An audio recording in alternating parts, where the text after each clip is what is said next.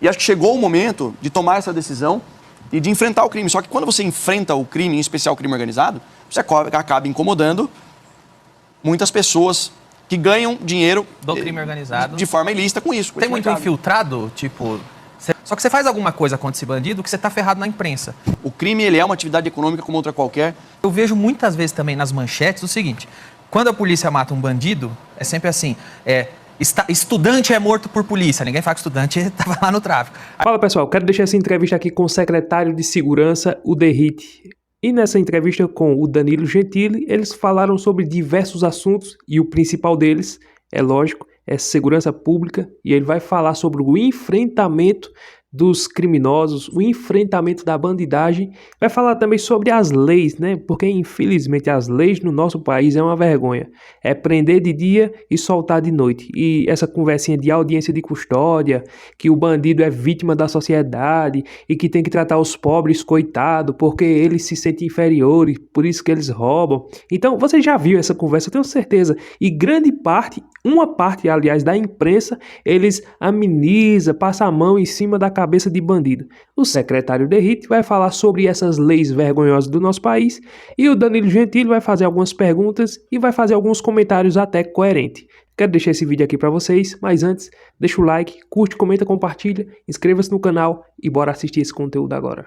E acho que chegou o momento de tomar essa decisão e de enfrentar o crime. Só que quando você enfrenta o crime, em especial o crime organizado, você acaba incomodando muitas pessoas que ganham dinheiro do crime organizado de forma ilícita com isso. Tem muito infiltrado, tipo, seja na imprensa, seja em governo, que são representantes, obviamente eu não vou pedir nome, mas vocês têm um serviço de inteligência. Existem agentes secretos do crime organizado atuando no poder legislativo, na imprensa?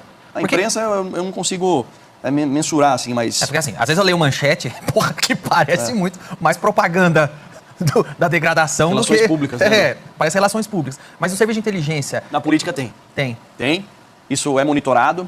Isso que eu estou falando aqui já foi objeto de uma delação premiada na Suprema Corte, dizendo que o PCC tinha um caixa de 100 milhões de reais que ele direcionava para um caixa, obviamente, de dinheiro ilícito, que ele direcionava para qual candidato a vereador, a prefeito deveria ser apoiado, enfim. Então, o próprio conceito de crime organizado é que esteja enraizado. E que seja organizado. Tem também tentativa de ingresso nas polícias. Tem, inclusive, quadrilhas especializadas de advogados. Teve uma operação em São Paulo, coisa de uns 2 anos atrás, chamada Sintonia das Gravatas, que identificou quais eram os advogados que agiam em nome do crime organizado, levando informações, enfim... Ou seja, uma organização com agente secreto tentando infiltrar até dentro da polícia. Como é que você se sente? É muita pressão? É muito desafio? Ou você sente esperança que dá para melhorar? Não, sem dúvida alguma, Daniel. Nós sabemos quais são os grandes problemas da segurança pública de São Paulo e do Brasil. E em que pese, todos os dias nós temos conhecimento dos casos que acontecem aqui em São Paulo, o Estado de São Paulo, segundo o Anuário da Segurança Pública, publicado agora, nesse mês, das 10 cidades mais seguras do país, 6 são aqui no Estado de São Paulo. Exato. Então, e o problema da segurança pública, que isso que precisa despertar na mente das pessoas. Às vezes as pessoas são levadas a crer que o problema da segurança pública é culpa da polícia, culpa do policial. Muito pelo contrário. Existe uma fragilidade de todo o sistema de justiça criminal, passando pela legislação, inclusive, Sim. que são os maiores responsáveis de mudar a lei. São a nossa legislação, que é leniente e possui vários privilégios para os criminosos. Sim. É a questão do judiciário, do Ministério Público, que, querendo ou não, ficam de mãos atadas para trabalhar com aquelas leis que são ali postas e elaboradas pelo Congresso Nacional. Tem o sistema prisional, que pouca gente fala, mas que tem um dever de neutralizar o indivíduo que é colocado lá em cárcere da atividade delituosa. Essas coisas, infelizmente, o conjunto dessa obra toda é que acaba proporcionando a insegurança pública ou uma segurança pública não de tanta qualidade como deveria ser. Agora, nós temos oportunidade de colocar em prática, estamos fazendo isso, o combate ao crime organizado e o uso da tecnologia voltada para defender a população. O cara passa de bicicleta fingindo que é entregador de Rappi, de iFood, rouba o celular, ou o policial militar vê, prende, chega na delegacia e é obrigado a soltar. Como deputado, eu fiquei na legislatura passada 3 anos e meio brigando contra tudo e todos lá no Congresso para pautar um projeto, que eu fui o relator, para acabar com a saidinha temporária de preso no Brasil. Tem um estudo científico aqui de um oficial que juntou o Major Rodrigo Vilardi, fez estudo provando que durante o período da saída temporária, o número de indicador criminal sobe e boa parte desses indivíduos que recebem esse benefício não voltam. Aí vem as matérias, não, mas só 10% não volta. Meu amigo, 35 mil só em São Paulo, em média, são liberados. Você fala só 10%, é um número gigantesco de criminosos que não voltam para os presídios. E aí, essa questão aí da legislação, eu fiquei batalhando lá, a gente conseguiu pautar esse projeto, aprovar na Câmara, com 311 votos favoráveis.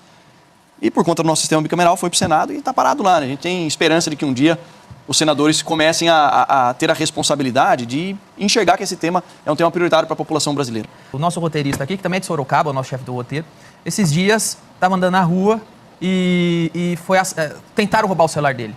Aí uma senhora negra, trabalhadora, que estava no ponto de ônibus, falou: por isso que tem que passar o fogo, porque eu não suporto mais estes merdas. Então você vê, é uma senhora negra, trabalhadora, é um roteirista de TV no mesmo ponto de ônibus, de saco cheio do que está acontecendo. Só que você faz alguma coisa contra esse bandido que você está ferrado na imprensa. O crime, ele é uma atividade econômica como outra qualquer. Quem escreveu isso foi Gary Becker, um economista norte-americano. É o mercado, tem compra e venda. Mercado, é isso daí. Roubo e venda. Exatamente. Você não tem a compra, você tem o Agora, roubo. o que a gente tem que fazer? Tem que agir com energia, com estratégia no criminoso, mas também atacar a rede logística e a cadeia ilícita envolvida. Por isso que a gente está... Como que a gente está reduzindo roubo e furto de veículo? Atacando desmanches clandestinos. Como que a gente vai reduzir o roubo e furto de celular? Porque hoje em dia o celular não é só um aparelho telefônico. O cara faz transação financeira, usa redes sociais, tem uma vida toda ali. Banco. O trabalho das pessoas. Roubar o celular hoje é roubar você no caixa eletrônico. É isso. Na semana passada nós prendemos um africano na região da Cracolândia, ele é de Guiné-Bissau, apontado como o maior receptador de aparelhos celulares do Brasil. No ato da prisão dele foram 312 aparelhos celulares encontrados com ele. No local onde estava sendo objeto da investigação era um centro de desbloqueio de aparelhos celulares. Ele tinha ali uns 8 notebooks que ele utilizava para desbloquear os aparelhos, inclusive os aparelhos da Apple, que são mais difíceis de serem desbloqueados. Ele tinha um sistema lá. Tem um serviço de inteligência do crime. E ele mandava esses aparelhos via aeroporto de Guarulhos para países da África onde eles eram comercializados. Então, se existe o roubo acentuado, é porque tem toda uma cadeia ilícita que gera um lucro gigantesco em cima desses delitos. Eu vejo muitas vezes também nas manchetes o seguinte: quando a polícia mata um bandido, é sempre assim, estudante é morto por polícia. Ninguém fala que estudante estava lá no tráfico. Aí quando o policial morre por um traficante, por um bandido, aí também policial é morto. Nunca dá o... Como que faz manchetes desses casos? Acho que você definiu bem, né? Teve um certo equilíbrio, teve uma parte da imprensa noticiando o que realmente aconteceu. Veja só, a gente não apreenderia quase 1 tonelada de drogas em 3 semanas se lá fosse um ambiente tranquilo. Não teríamos realizado a captura de mais de 200 indivíduos procurados pela justiça se não tivesse um problema grave de segurança pública. Agora, tem algumas mídias, em especial grandes mídias, que querem romantizar a questão de indivíduos criminosos que atiram na polícia, enfim. Eu estive visitando, inclusive recentemente, o soldado Uriel e a Cabo Gomes. Cabo Gomes tomou 7 disparos de fuzil pelas costas de criminosos armados com fuzis. Você não gera muita comoção na mídia? Eu não vi. O soldado Uriel está na Santa Casa de Santos, veio do batalhão de Presidente Prudente, passou por uma cirurgia, provavelmente vai ter que passar por outros procedimentos cirúrgicos, a gente não vê a grande mídia explorar, ou seja, não mostra a realidade como... que é um confronto que é indesejado por nós. O ideal seria que o policial chegasse lá, os criminosos não efetuassem nenhum tipo de resistência, se tiver armado ou com droga, que se entregue, é o que a gente espera. Mas não é o mundo real que a gente vive, né? A Cracolândia, ela estava num lugar lá, em São Paulo, hoje já tem filiais, já virou... Você tem a filial da Cracolândia, você tem franquias da Cracolândia pela cidade hoje, né? Mas uma coisa que isso me revolta muito também na imprensa é: nunca tem comoção com a velhinha que mora na Cracolândia. Não tem. A velhinha vai lá, tem que andar no meio dos craqueiros, a imprensa não se importa. O comerciante que está lá, que tem que fechar, vai ficar desempregado, não tem comoção na imprensa. Mas quando qualquer medida, tipo, vamos lá tentar uma internação com os craqueiros, vamos lá tentar fazer... Não, aí vai estudante da USP, aí vai imprensa, aí é protesto, aí é direitos humanos. Mas quem mora... Essa semana o cara foi esfaqueado lá por um noia na Cracolândia. O mais normal é ver velho sendo enforcado. É velho sendo enforcado. Por parte da segurança pública, qual que é a nossa missão lá? É separar quem é traficante do indivíduo que é usuário, do indivíduo que é morador de rua. Qual que é o foco nesses 3? É o traficante, da nossa parte. O número de prisões de janeiro até aqui, na região central, passa de 4 mil indivíduos presos de janeiro até aqui. A gente tem a Operação Impacto Centro, com 120 policiais militares a mais no patrulhamento desde o início. Foi assim que a gente conseguiu recuperar a Praça da Sé. Qualquer um de vocês que for na Praça da Sé hoje vai ver que é outro lugar. Não tem mais aquela feira do rolo, aqueles casos de roubo e furto de celular. Mas isso extingue ou espalha? Os dois, um pouco de cada. Porque eu vejo às vezes que a Cracolândia estava lá. Hoje tem vários focos por aí. Isso daí foi no meu ponto de vista, uma falha da gestão anterior, que isso começou lá no ano passado. Sim. De querer espalhar o que estava concentrado. É isso que eu falei. Hoje a Cracolândia tem franquias. Não, essa situação de espalhar, se você tivesse acompanhado um bom serviço de saúde e assistência social, com vazão para atendimento para essas pessoas, mas não é o que parece que está acontecendo. Tanto por parte do município, que é ali o responsável direto por essas ações sociais e de saúde. Na segurança pública, nós prendemos mais de 800 traficantes de janeiro até aqui. Eu estou falando de mais de 100 por mês, a média. Só de droga apreendida... Eles ficam presos mesmo? Então, aí é uma outra questão. Prendemos 18 traficantes, não estou falando que eu acho que o cara é traficante. É que tem um cara filmando ele vendendo a droga. Eu tenho certeza absoluta, isso faz parte, prova robusta, apresentada, faz parte do processo. Dos 18 presos, no dia seguinte, na audiência de custódia, 6 foram liberados. Qual é o argumento para a liberação? Eu não sei. Uma vez me perguntaram, uma jornalista perguntou, mas você não sente que você está enxugando gelo? Eu falei, se eu partir desse pensamento, Eu vou abandonar, então, a missão? Não. Então, deixa eu aqui, como cidadão, falar coisas que passam pela minha cabeça. Por exemplo, ora, eu não posso ir na rua, baixar as calças e tocar uma bronha. Isso é crime.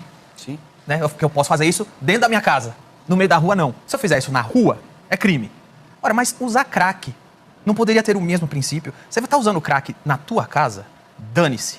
Agora, no meio da rua, isso é crime. Você não pode obrigar as pessoas a passar por aqui e ver você usando crack. Uma inversão de valores gigantesca. Fica lá. Bom, você pode estacionar a boca de droga na frente da sua casa e vai ter defesa de imprensa, vai ter defesa de direito humano, caramba. Você não acha também que tem que criminalizar esse tipo de coisa em público? Não, mas sem dúvida. Na verdade, nem precisa, porque a legislação não permite que o indivíduo use droga abertamente. Só que você tenta prender o cara de acordo com a lei, você não consegue. A gente tá prendendo o traficante que comprovadamente ele estava vendendo a droga, tem vídeo dele. Os caras começaram a ficar espertos. Teve um cara que pegou um indivíduo lá, que pegou uma peruca loira de cabelo comprido, porque ele sabia que provavelmente ele estava identificado. Prendemos ele, até a peruca foi objeto da apreensão, ou seja, a gente está prendendo o traficante que está mostrando no vídeo ele comercializando a droga e esse indivíduo está sendo solto. Imagina o usuário. Você sabe que chega num ponto que eu estou escolhendo por quem eu vou ser roubado. Eu tenho que passar ali na Tiradentes. O farol fecha, vermelho. Aí eu escolho, eu vou ser roubado pelo Estado ao passar o farol vermelho, ou vou ser roubado pelo craqueiro que está ali e vai bater na minha porta e vai me roubar, porque está acontecendo direto. É muito... Mas, Danilo, sabe que tem também envolvido nisso? Tem a questão da percepção de segurança pública, que ainda, assim, está longe do nosso objetivo, que é o ideal de melhora, porque estatisticamente a gente já reduziu em mais de 20%, no mês passado 27% o número de roubo. Só que é uma imagem que é veiculada do indivíduo lá praticando um dano contra um veículo, quando eles cercam ali um veículo, ou então um arrastão numa farmácia, isso gera uma comoção, isso viraliza na rede social. E isso eu vou falar, eu tenho visto mais polícia na rua agora. Mas bem mais. Nessa gestão mas do muito Tarcísio. mais, porque a gente está investindo em detalhe. Nós herdamos o pior déficit de efetivo da história. Nós estamos com um déficit de 20 mil policiais militares, 16.500 policiais civis e 25% na polícia técnico-científica. A boa notícia é que o governador já autorizou a contratação de mais de 13 mil policiais. Seria muito mais fácil eu fingir que nada está acontecendo e está tudo bem, só que a nossa postura não é essa. Nem na região da Cracolândia, muito menos no litoral, que foi muito mais grave em termos de enfrentamento do Estado. Internação compulsória na Cracolândia é uma alternativa, é uma hipótese que vocês levam em consideração? Porque claro. Isso aí gera um puta escândalo na mídia cada vez que alguém fala nisso. Parece que é um absurdo falar sobre isso. Não, deixa eles lá, tem que ter dignidade. Pô, mas que dignidade tem um monte de craqueiro dormindo na rua com rato? Isso é dignidade, velho? Não, e a questão é a seguinte, será que aquelas pessoas que estão ali sob efeito das drogas, ela tem condição de sozinha dizer o que é bom ou não para ela? Eu tenho certeza que não sou só eu que falo. São os médicos, especialistas, psiquiatras. Então, eu não vejo outro caminho a não ser o caminho da internação compulsória, junto com a identificação e prisão de traficantes, junto com esse processo de requalificação para saber de onde é, entrar em contato com a família. Só de desaparecidos ali foram vários também, que a família não sabia onde estava, a gente conseguiu entrar em contato e devolver para a família. Isso ajuda também, mas a internação compulsória, eu acho que sem isso vai ser muito difícil a gente ter um avanço na Cracolândia. A câmera foi introduzida ali no fardamento policial, única e exclusivamente, obrigado, para fiscalização e controle do policial. Tipo assim, policial, agora você tem uma câmera, eu vou te fiscalizar, se você estiver errado, você vai ser punido. E o nosso objetivo, até pela experiência de chão de fábrica que a gente tem, é justamente o contrário, é fornecer uma ferramenta com uma nova funcionalidade para que isso, acoplado a uma estratégia maior que é a nossa Muralha Paulista, que é o nosso arcabouço tecnológico da Secretaria de Segurança Pública, possa fornecer ao policial uma ajuda, uma ferramenta a mais. Eu vou explicar o porquê.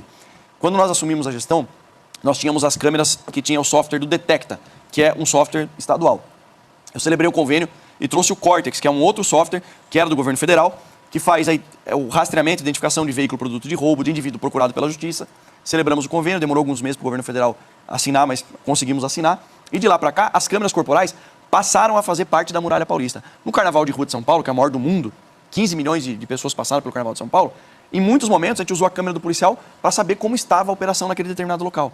Agora nós estamos em licitação, estamos com licitação de 6 mil câmeras para as viaturas. São 3 mil viaturas que vão ter 2 câmeras em cima da viatura, que vão fazer uma leitura de placa de veículo roubado, de moto, de placa de moto roubada, e vai avisar no tablet do policial, porque o policial não vai ter o olho clínico como tem a da câmera. Então, todo esse arcabouço tecnológico a favor do policial, eu acho que explicando para o policial que é para o bem dele, tende a ter sucesso. O problema hoje de São Paulo é o PCC? Qual que é a minha dúvida? O PCC é igual a Spectre do James Bond, que tem uma mesa com os chefões. Igual no Dick Tracy lá, que tinha a mesa com os chefões da máfia. Existe isso? É uma mesa que tem os 3, 4 chefão? Ou é uma coisa abstrata, uma organização abstrata? Não é não. Eles são organizados. Tem um organograma? Tem. Existe uma hierarquia. Tem uma hierarquia. E é só o PCC toda que existe? Aqui em São Paulo, só eles atuam. Existe uma hierarquia. Toda a liderança está presa, a maior parte no sistema federal. Isso começou lá Quando prende a liderança, resolve, dissipa ou outro líder toma o lugar e continua igual? Toma, mas não com o mesmo poder de articulação e decisão. E os presídios federais, tem uma vantagem que toda a comunicação do preso, ela é monitorada, inclusive com o advogado. E nesse contexto, o objetivo deles é lucro, é o dinheiro do tráfico, em especial do tráfico internacional de drogas. O Estado de São Paulo foi negligenciando a existência do crime organizado e eles foram se fortalecendo. Ganharam muito dinheiro e viram que o objetivo principal é lucro. E o nosso papel enquanto segurança pública é desarticular essa cadeia criminosa e atacar a cadeia financeira, asfixiar financeiramente o crime organizado. E para você que chegou até aqui, se você quiser aprender como fazer uma renda extra na sua casa, usando apenas o seu celular, esse que você está assistindo aqui, ou um computador, não interessa. Mas simplesmente com o seu celular, você pode fazer renda extra aqui na internet. Isso é totalmente possível. E não tem nada a ver com aposta, tigrinho, envolver dinheiro, aquela coisa toda, igual alguns influenciadores fica vendendo essa ideia por aí. Não, aposta aqui, joga aqui, eu tigrinho. Nada disso. Não tem nada de enrolada. Clica no link no primeiro comentário fixado. Lá tem uma aula totalmente gratuita, te ensinando o passo a passo de como você fazer. E lá naquela aula você vai ver que os resultados, você vai ver como funciona, você vai ver todo o método para você aplicar e faturar. Agora, como você vai ter esses resultados? Aplicando, estudando. Se você não souber de nada, você vai sentar, você vai estudar e você vai aplicar. E eu tenho certeza que você vai colher os frutos daquilo que você plantar. Não estou te prometendo que você fazer agora e de noite você está faturando. Não vim aqui mentir para você. Aqui não tem nada de enrolada. O que eu faço e o que eu faturo é exatamente o que está ensinando naquela aula. É totalmente possível para qualquer pessoa fazer. Agora precisa de quê? Dedicação, empenho, esforço, estudo e aplicar. Aplicar e aplicar. E eu garanto para você que você vai ter resultados. Agora isso depende de mim? De forma nenhuma, depende de você. Então se você quiser ter essa oportunidade de fazer, pelo menos eu garanto a você, de 2 a 5 mil reais por mês, você pode fazer. Desde que você aplique. Então clica no link no primeiro comentário fixado e assista a aula. Se você vê que é para você, beleza, aplique. Se também você vê que não é para você, tá tudo certo também. Meus amigos, essa entrevista com o secretário Derrite falando de segurança pública é interessante porque vê só como é o sistema aqui do nosso país, né, do nosso Brasil. Aqui o cidadão ele tem menos favorecimento da justiça do que o infrator, do que aquele que anda fora da lei. Essa é a triste realidade. Você vê como é o sistema. Tire a conclusão como os jornalistas, alguns, não é todos não, alguns, fazem a matéria. Polícia entra no morro e acontece e não sei quantos bandidos foram mortos. E aquela comoção é porque a polícia não agiu direito, é porque não houve inteligência, é porque os policiais se equivocaram, é porque os policiais infringiram as regras, isso não pode, agora os policiais vão ter que prestar depoimentos, os policiais agora vão ter que esclarecer como foi que aconteceu e vão investigar de onde saiu a bala, se foi do armamento do policial. Então a culpa cai nas costas do policial. Não, isso é verdade, isso é a triste realidade, isso acontece aqui no Brasil. Aí, qual foram os mortos? Teve uma vítima inocente, beleza, tem que ser apurado, tem que saber de onde veio o tiro. Mas quando o tiro sai do fuzil do bandido em cima dos policiais que mata policial, aí a entrevista passa, policial foi morto na troca de tiroteio, pronto, acabou-se. Morreu a conversa. Ninguém quer saber se o policial era pai de família, se tinha esposa, se estava trabalhando. Não. Quando é pro lado do bandido, parece que a comoção é maior. Quando é pro lado do policial, ele não fez mais. É como se fosse essa leitura. Ele não fez mais do que a obrigação dele. Ele vestiu a farda, então tem que se arriscar mesmo. Peraí, minha gente, é um ser humano. E outra coisa, é um ser humano que está agindo do lado do bem. Tem policiais que se equivocam, que faz coisas erradas, tem policiais que agem fora da lei, sim, tem tudo isso. Em todo canto tem coisa certa e coisa errada, mas espera aí. Veja só que as leis parecem, não estou dizendo, parece que está mais a favor do bandido do que a do policial. Porque quando o policial vai entrar em uma favela, o policial não entra já metendo bala, não. O policial entra ali para fazer a abordagem, para prender. E isso é que eles querem fazer, se possível, não dá nenhum tiro. Mas quando os bandidos vê, os bandidos não ficam pensando, eita, vamos se render. Não, não tem isso não. Os bandidos, na hora que vê, oxe, bora descer fogo pra cima. E essa é a realidade do que acontece. Eles não querem saber se o policial tem família, eles não querem saber não. Quem tá lá em cima do morro vai descer fogo e não quer saber se tem inocente, se tem vítima, se é cidadão, não quer saber não. Os policiais não, os policiais têm que pensar na vida deles, têm que pensar na vida dos inocentes e tem que ver se dá um jeito de se proteger. Essa é a triste realidade. Mas, infelizmente, como o sistema daqui do Brasil não protege, aí se por acaso acontecer de um policial acertar um bandido e o bandido morrer, se tiver muito tiro no bandido, pronto, é excesso, não pode, é excesso de tiro, não pode. É brincadeira aqui. É por isso que o crime, a criminalidade aqui no Brasil só cresce, porque do jeito que anda o sistema, as leis, né? E não tem uma justiça dura para prender o bandido e deixar ele preso, não. Prende de manhã, solta de noite. Não, audiência de custódia, não. Só foi só isso aqui que ele fez. Não, o juiz vai lá e solta ele, né?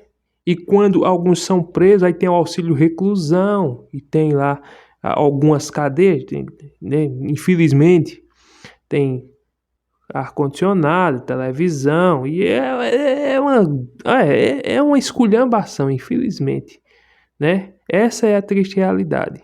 Aí alguns dizem, não, mas os direitos humanos, sabe, para cuidar, proteger, aquele carinho todo. Esses caras não pensam em direitos humanos quando estão fora cometendo crime, não. Mas infelizmente, quando tem uma justiça fraca e um governo que é conivente, o governo federal que é conivente com essas pessoas que fazem essas coisas, é isso que acontece, essa é a triste realidade. Então, queria trazer esse vídeo aqui com o The Hit para vocês. Se você gostou do vídeo, deixa o like, curte, comenta, compartilha, inscreva-se no canal e até o próximo vídeo, se Deus permitir.